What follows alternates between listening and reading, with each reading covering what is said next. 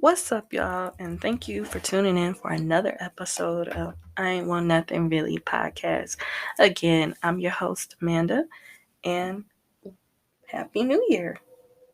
It is January 6th, 2021. I am a little late recording this episode. I had a lot going on, but Happy New Year. I had to hurry up and tell you that because I honestly, personally do not believe in wishing anybody a Happy New Year after King's Holiday. We're well into the new year by then, so just say hey and keep it moving, huh? So, what did everyone do for New Year's? Mine wasn't exciting. I stayed in and I virtually hung out with my friends. We used the Clubhouse app, or not Clubhouse, House Party. We used the House Party app, and we virtually brought in the new year. We counted down. Everyone else had liquor. I didn't have any liquor. My drink of choice was what's it called? Sparkling cider. Not cider, but I had sparkling Welch's. I don't drink, so I had that. And yeah, it was a good New Year's. I wasn't alone. I didn't get a New Year's kiss, which makes me sad, but hey, what can you do? It's gonna be a new year. I hope, it's good, and I hope it's good to everyone. Pretty soon, Mr. Biden will be in office, so we can probably cut loose of, Trump and his antics, but I just want to get right into this episode. Okay, so today is January 6th, 2021.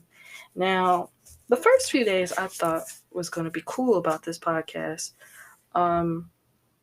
We were going to have a good year. Everything seemed to calm down. Getting ready for Kamala and Biden to get in office.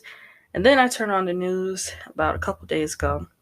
This is the first story that, it's not funny, but it's funny to me. It tickled me. Someone vandalized Mitch McConnell's house and said, "Where's my money?" And when I saw that headline on the Daily Mail, I laughed. It wasn't me, but it sounded like something I would do, but it wasn't me. So don't come after me because it wasn't me. But why? I mean, him stepping out his house to get his paper and looking at it, it's not going to help you. You have to go get your answers that way. He's not going to step out to the house with his coffee mug and be like, I should tell this person where his money is. Sounds like a good idea, right? It wasn't. Hopefully Mr. McConnell got that cleaned up. Still, somebody was bold to do that. Somebody was really, really bold to do that. And, I don't blame them because, Congress, they plan. I know a lot of us got our stimmies. Be very careful. Make that stimmy resourceful. Because nobody failed to tell me. People failed to tell me that. When I got the first, $1,200, I didn't spend it on resources. If you call shoes and bags and clothes resources, yeah, I failed drastically. But that's the first weird story. Then the second story, which happened just today, was those riots in the Capitol. And what happened is these Trump supporters, they get into the nation's capital and they just start rioting, and people start breaking in offices. And if you guys remember, the Dave Chappelle skit on Rick James and Prince and all that stuff, where I think Rick James comes in and says, "F your couch." I legit saw a picture of someone. They had their feet on the couch, or not on the couch, but they were sitting at, I think Nancy Pelosi's desk or something, and it just looked, they were in a similar pose to what Dave Chappelle was doing. So basically Nancy Pelosi's office got effed up. Sadly, but it's not all funny because sadly someone was actually shot and killed in the riots. I think that is, wow. It was sad. People were out there clowning. And it's an embarrassment to other countries. I bet people in Canada and the UK right now, they're just watching this on TV and they're just saying, "Oh my God, America, you're a bunch of animals." Well, not animal. they just seem like animals out there, and honestly, it's just a small portion of it, because I know a good amount of decent people were probably at home watching CNN too, and was thinking, yeah, no, this ain't the way to go. And hopefully, when Biden gets in office, we can get this together, and Biden can get his belt out and say, if y'all don't stop, we stop. But also, I want to congratulate the two winners of the Georgia runoff election. Now, if you guys don't know what I'm talking about, or you don't live in Georgia, I learned that there were two Senate seats open, and those seats were very crucial because it puts an effect on our future. These two seats can determine our future for healthcare, economy, and all that stuff. So shout out to, let me look up their names, because I know the last name is Warnock and Asaf. Let me find out their names. I just never knew their full names. I don't live in Georgia. So John Asaf and Raphael Warnock have won the U.S. Senate runoffs in Georgia, so congratulations to them. And also, I want to throw in that Raphael Warnock is the first Black man to have a Senate seat. So that, as an African American woman, makes me so proud. I hope that they just do a good job, and hope to be an inspiration to those who are hoping to become in that profession. I can't talk today. I'm sorry. I also read a story that I think Asaf was a intern for Mr. Warnock, or Reverend Warnock. I'm sorry, and I think they just decided to come together and do the thing. Another big event, I guess, that's going on in the news now is Kim and Kanye. Word on the street is Kim and Kanye are getting a divorce. Now, I don't like the Kardashians like that, but I do have a little opinion on it. Now, Kim, this is your third divorce. Girl, I'm not surprised. But at the same time, it's a lot going on in that house, Kanye got bipolar disorder or something, and but I understand though. I've been with men that had mental disorders and stuff, and it's hard because you want to protect them, but you can't, because they'll go off on a tangent. And Kim and Kanye, I think also what played a part of it is their presidential differences. As y'all know, Kanye loves Trump, loves the Republicans, love wanting to run the president. And Kim is on the other side. She wants to help people get out of jail. She stands up for what's right. And I give her that. But sometimes, yeah, that can really cause a rift in your relationship.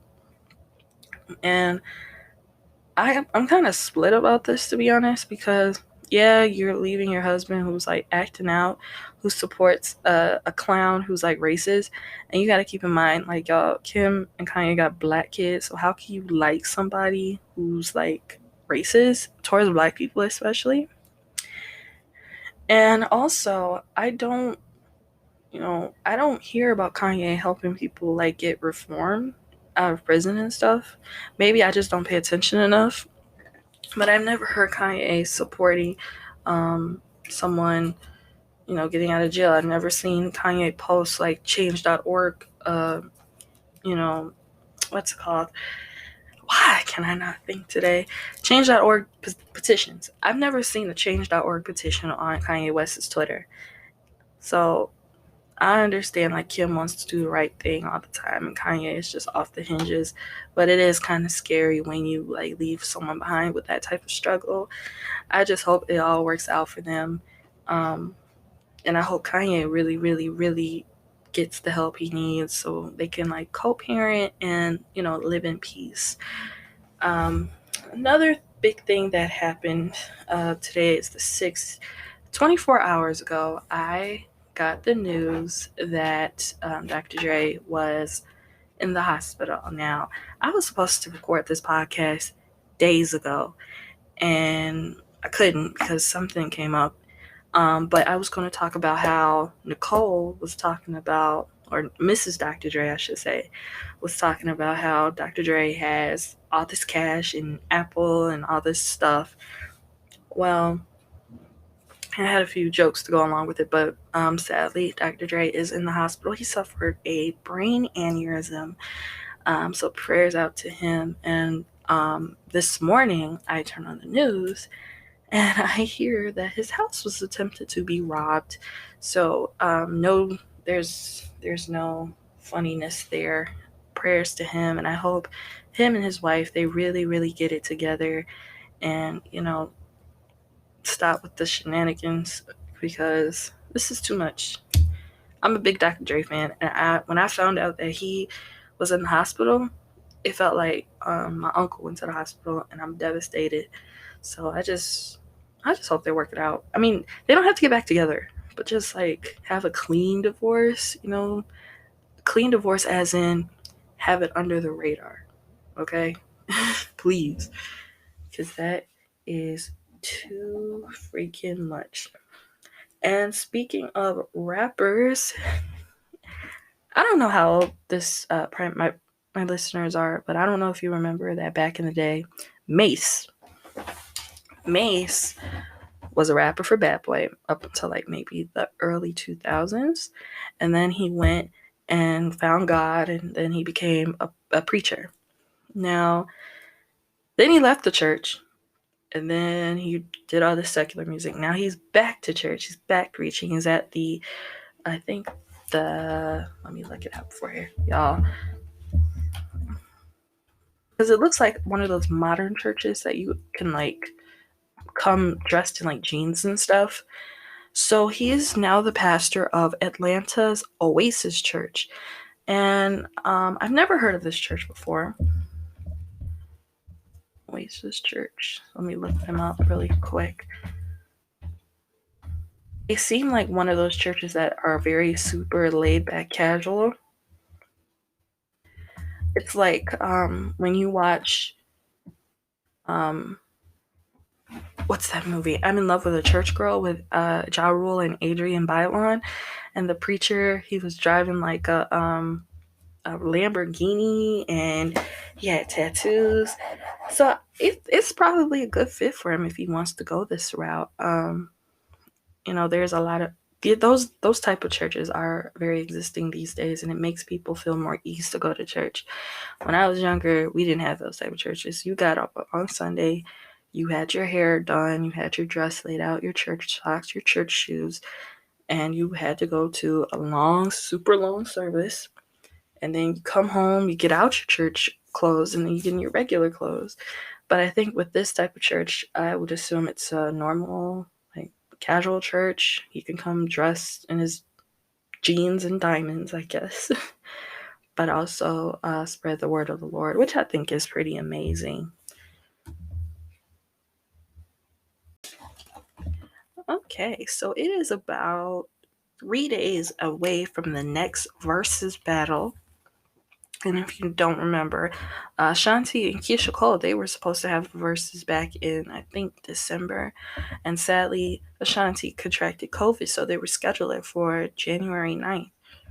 Now, who would I want to win? Honestly, I'm not a big fan of both, but I really would rather Ashanti. Ashanti has done a lot of background vocals on a lot of my favorite songs, like Always on Time with Ja Rule. She did Baby, she did Only You, Rain on Me. Those are some of my favorites. Keisha Cole is okay to me. I mean, she can sing, don't get me wrong, but sometimes it's like, I don't know a celebrity personally, but sometimes I don't mesh well with people with like attitudes. And I've always heard that like she kind of had a bad attitude, but she can really sing, and I'm just not a big fan of her music. I mean, her first 2 albums, they were pretty good, but then like, I don't know, I just didn't really rock with her anymore. But I like that they're doing these verses, and I just really wish they could like do more West Coast artists. Now that they did Snoop Dogg and DMX, I love both of them. And then they did who else? They did E40 and Too Short, which I really, really enjoyed. Now, they didn't play a couple songs on there. They didn't play I Love with Too Short, Scarface, and what was that? Trick Daddy. They missed that song. That really made me mad. But they should do like a Daz Dillinger versus DJ Quick, or like DJ Drama versus DJ Quick. Just somebody versus DJ Quick. I just want DJ Quick in there, okay? Please, please, somebody versus DJ Quick. Make that happen for me. Now, if it comes up on Instagram that DJ Quick does have a versus coming up, y'all can thank me for the credit, okay? And also, Daz Dillinger. Like, nobody want to battle Daz. Daz is like super talented. He did Tupac's album. He's like still doing music. Him and Corrupt have the dog pound. Like, seriously, somebody needs to versus him too. And DJ Battlecat. DJ Battlecat. This is an ideal one I have. DJ Quick versus DJ Battlecat. Okay? If they can do Bay Area versus, they could do like a Southern California, West Coast, a little battle there. Now, DJ Quick, I love. He does no wrong in my eyes. That is one of my favorites. But DJ Battlecat got hits. Okay? DJ Battlecat had hits with Corrupt. He used to do the Banging on the Wax albums back in the 90s. He did, who else? I want to say Snoop Dogg's stuff. He did Snoop Dogg stuff from like the mid 2000s and probably before that. Yeah, I mean, let's have that. That sounds ideal as heck for all us West Coast fans. But, now that things might be letting up with the vaccines and stuff, we probably won't have the versus battles anymore. I could be wrong. Or they can make it like a concert where people pay to get in and all that stuff. But I don't care what the plan is for versus. Y'all better have this versus right here ready for me, because I will be there front and center. Heck, if the world would let me, I could be there in person. I don't want to miss this for the world, okay? I don't.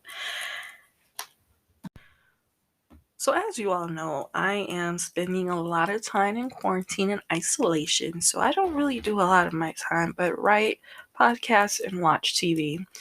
And someone told me in the past that I'm a great TV watcher, and what they mean by that is I find really great shows to watch. And I actually found a new show to watch. It's on OWN. It's called The Bell Collective. And The Bell Collective is about entrepreneur women in Jackson, Mississippi. Now, when I first heard of this show, I was a little hesitant to watch it because I don't have the best relationship with Mississippi. My family's from Mississippi, so I would go down there by force and vacation, air quotes. I didn't like it because my family lived in the country. So either your phone didn't work, there was no cable, there was like none of that. It was just super boring. But this show, it really opened my eyes to other parts of Mississippi. It's based in Jackson. Jackson is, I think, the capital, and it's a lot more metro. And the show, it really shows entrepreneur women, strong Black women who are wives and mothers and stuff, and it's really in a good light. The cast is predominantly Black. They show how they make their money. Nobody is, wearing skanky clothes. No one's fighting. It's a great show, and I think you all should watch it. Again, it comes on OWN, and the first episode is actually on YouTube, on OWN's YouTube, so you can check it out. Let me know how you feel about it, and I hope it's enjoyable for everybody. Now, the next thing I do want to talk about is happy 3-month anniversary to I Ain't Want Nothing Really podcast. Now, the reason why I'm saying I'm celebrating 3 months is because some people, they pick up this hobby and then they just put it down like a week later. I've been a victim of that. I do find new hobbies, and sometimes I just don't want to mess with it after 3 or 4 weeks. So for me to be here for 3 months, it's really cool. I'm having a good time. I see every day, like as I state in every podcast, my numbers are growing. People are listening, and I'm really, really enjoying that. And I hope to continue and get more numbers during the year. I mean, it's just January. I hope the numbers grow. I'm not saying I need to be at Joe Budden's level by December, but for me to like at least have more sponsorships and more people to listen, it would be just amazing.